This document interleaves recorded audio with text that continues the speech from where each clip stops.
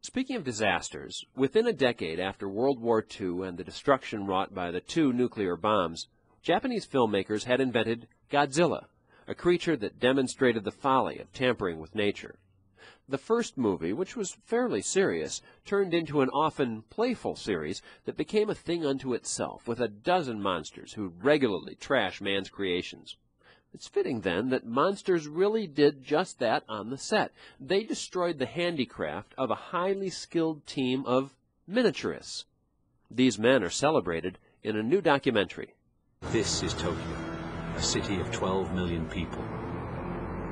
What has happened here was caused by a force which until shortly after World War II was entirely beyond the scope of man's imagination.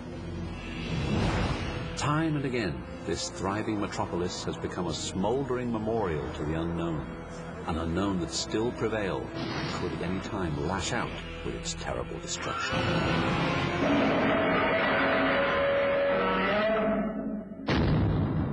Steve Ryfle produced the documentary Bringing Godzilla Down to Size and will be appearing at the Egyptian on Sunday to talk about the film.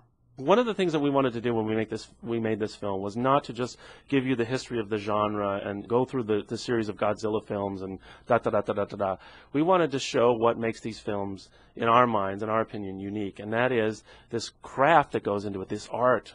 The people who make these films take it very, very seriously. They're artists. That's the way I see them. Why did they do them as miniaturization? By necessity, they didn't have the time or the money. Eiji Tsuburaya, who was the special effects director of the first film and of many of the first cycle of films from the 50s and the 60s, really loved the work of Willis O'Brien, and he really loved King Kong. And if in a perfect world, I think he would have preferred to do Godzilla that way with stop-motion animation. But he didn't have the time. The first Godzilla movie was made in a matter of months, and it required these massive destruction scenes. So in order to get the job done on time and within budget, he decided, hey, let's replicate Tokyo on a soundstage, and let's construct Godzilla as a suit. We'll have a stuntman in a costume walking through and destroying that soundstage.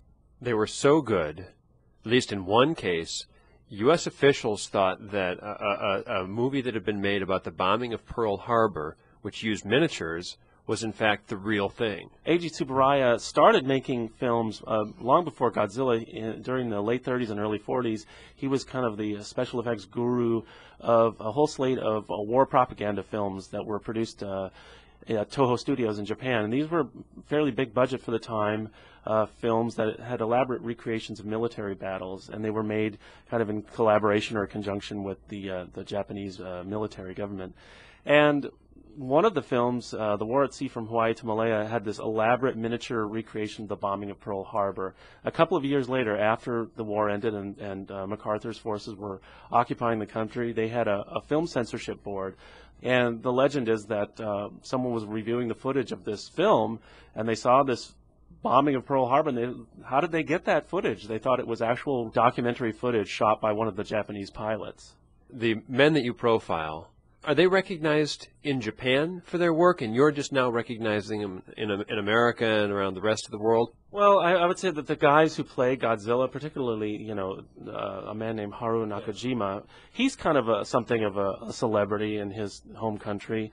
Our movie goes even like one step deeper than that, because we show the people who haven't had their stories told, and to a large extent not even in Japan. Because these are the people, Eiji Tsuburaya was, I've called him before the Ray Harryhausen of Japan, but that's not really accurate.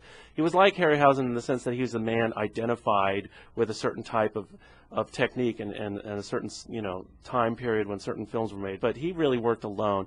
Eiji Tsuburaya was like an idea man who had this vast crew working underneath him. He was a director and a delegator, and the people that we're interviewing who are featured in our film are the people that he delegated that work to, who actually took his visions and made them into films. The documentary touches on the soul that goes into making the miniatures, and that's one of the reasons that it worked to have a guy in a suit and miniature sets, because of the craftsmanship. You'll hear as people in the film say, the audience can feel the heart of these craftsmen. And I think that's very true, probably more so in Japan than here, where we tend to judge things much more black or white. Does it look real or does it not? in a way, to the Japanese audience, that might even be beside the point. It might be more like, does it look good, or does it look impressive? Does it look fantastic or imaginative? The heart and soul of the blood and the sweat that goes into making these things is something that you can see up on screen. Thanks for coming on Offramp.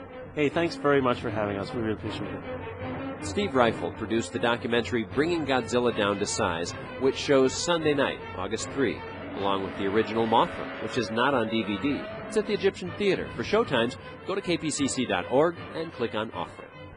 This time on Offramp, correspondent Jackson Musker.